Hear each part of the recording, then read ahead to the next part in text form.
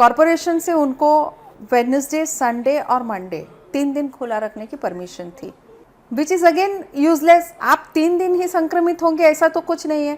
क्या corona virus को पता है कि आज मंडे है तो मुझे संक्रमण करने नहीं जाना है क्योंकि मच्छी मार्केट खुली है? मुझे तो ये बात समझ में नहीं आई कि मंगलवार को संक्रमण होगा इसलिए हमने बंद रखी है, बुधवार को संक्रमण नहीं होगा इसलिए हमने खुली रखी है। This is something which is out of the sense. या तो आप पूरी बंद रखिए अगर आपको संक्रमण का, या आप उसको पूरी तरह से डेट वाइज तो कोरोना नहीं आएगा, डेट वाइज तो कोरोना नहीं आता है। आई मीन कोरोना को अभी तक शायद चाइनीज है तो इंडियन डेज का भी पता नहीं है कि इन दिनों कोरोना आ सकता है। राइट। तो ये मुझे बड़ी हंसी आ रही थी जब आर्ग्यूमेंट हो रही थी कि संक्रमण को रोकने के लिए हमने 3 ही दिन दिए हैं, तो संक्रमण अगर होना है तो मुझे लगता है कि बाकी के 3 दिन भी हो सकता है।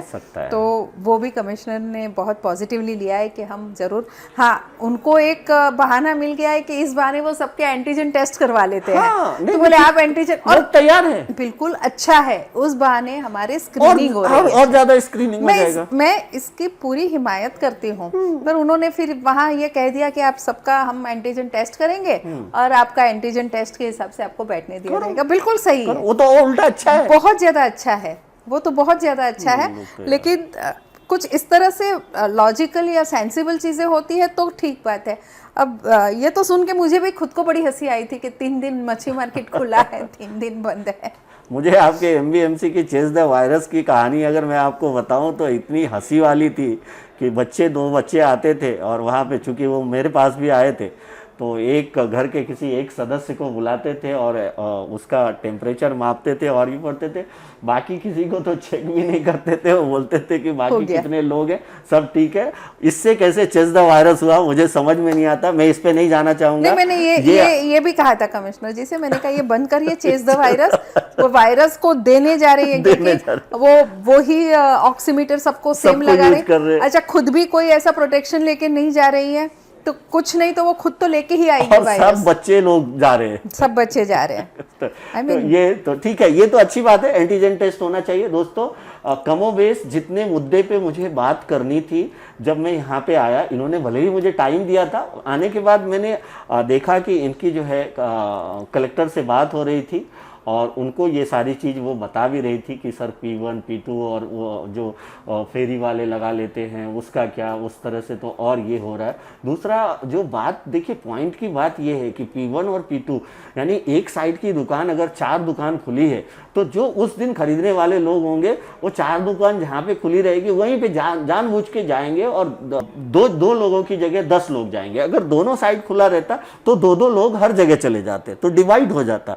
तो P1 P2 फॉर्मूला मुझे जहाँ तक लगता है, मैंने जितने लोगों से बात किया, अगर मैं मेरी आमदार से बात करूं, NGO से बात करूं, अलग अलग लोगों से बात करूं, तो P1 और P2 फॉर्मूला सिर्फ एक ही चीज़ है कि आप अभी भी उन दुकानदारों को मार रहे हो, अपने हुक्म को लागू करके उनके रोजी रोजगार पे आप लात मार रहे हो। ऐसा ही हो रहा है। जिम को भी गाइडलाइन के जरिए खोला जा सकता है, मॉल को भी खोला जा सकता है। यानी आप गाइडलाइन जारी करो ना, आप भले एंटीजन टेस्ट करो, कोविड टेस्ट करो, सब तैयार है।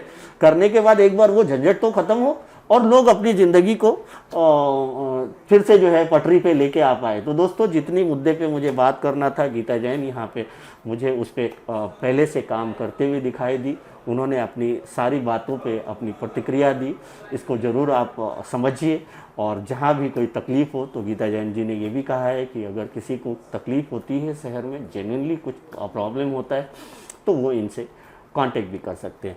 तो गीता जी, हमसे बात करने के लिए आपका बहुत बहुत शुक्रिया। और आप इन सब मुद्दों पे काम कर रही हैं, मुझे बड़ा सेटिस्फेक्शन हुआ क्योंकि हमारे व्यूवर्स ने कहा था आप तक ये बात पहुंचाएं और मैंने आप तक ये बात पहुंचाई।